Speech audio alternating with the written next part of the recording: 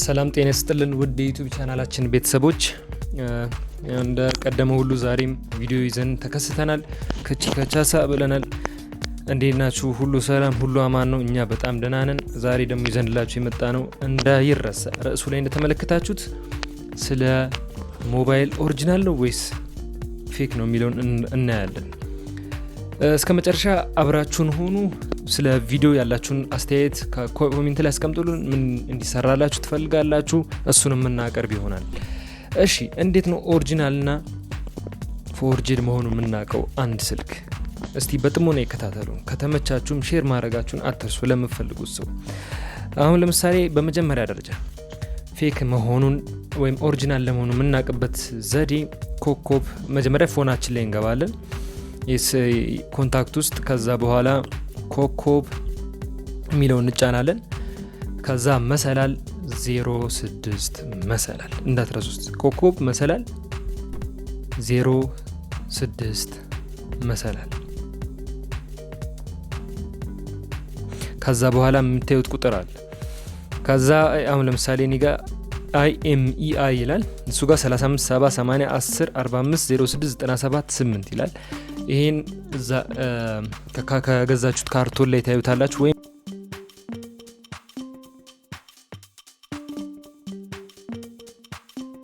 ደግሞ ይሄን ቁጥር ራሱ ኢንተርኔት ላይ ገብታችሁ ሰርች ታረጉታላችሁ። ሰርች ስታረጉት የራሳችሁ ስልክ ያመጣላችኋል።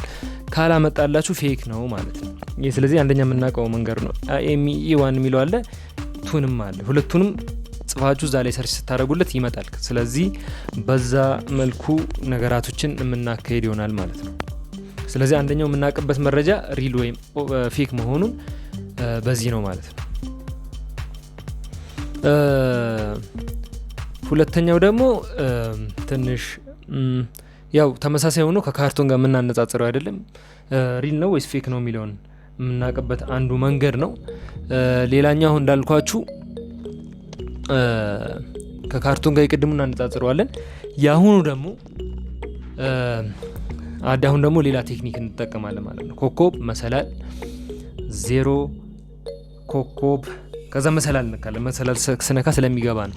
እንደዚህ ግን ማድረግ ያለባችሁ ለሳምሰንግ ተጠቃሚዎች ብቻ ነው የሚሰራው። ሳምሰንግ ተጠቃሚው የኛ ሀገር ብዙዎቻችን ሳምሰንግ ተጠቃሚ ስለሆነ ይሄ ይሰራል። ኮከብ መሰላል 0 ኮከብ መሰላል። ስለዚህ አሁን እዚህ ጋር ሬድ፣ ግሪን፣ ብሉ።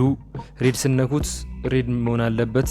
ለምሳሌ ይሄው ሬድ፣ ግሪን። ግን አሁን የኔ ላይ እንደምታዩት ቨርዥን የሚል የለም።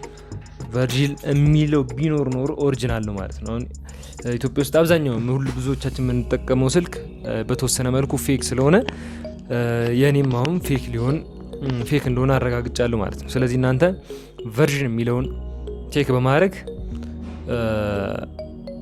ቼክ ታደርጉታላችሁ ማለት ነው። ስለዚህ ቨርዥን የሚለው የለም ካለ ኦሪጅናል ነው፣ ከሌለ ፌክ ነው። ሌላኛው ደግሞ የምታውቁበት ግሪን የሚለውን ስትነኩ ግሪን ካመጣላችሁ ኦሪጅናል ነው ማለት ነው። ግን ቨርዥን የምትለዋ የግድ ልትኖር ይገባል። ምን ብላችሁ ስትገቡ ማለት ነው ኮከብ መሰላል 0 ኮከብ መሰላል እንዳትረሱት። ቨርዥን ሊመጣላችሁ ይገባል ማለት እንወዳለን። And you are back. And what is very nice here in the test menu, you have also the version button here. And here you have the model number, and with the model number you can check your model on the internet if it's original or not. And also you can double check it as well on the box, because the model number is also written on the box. And after the SM here, always the first 4 characters are important.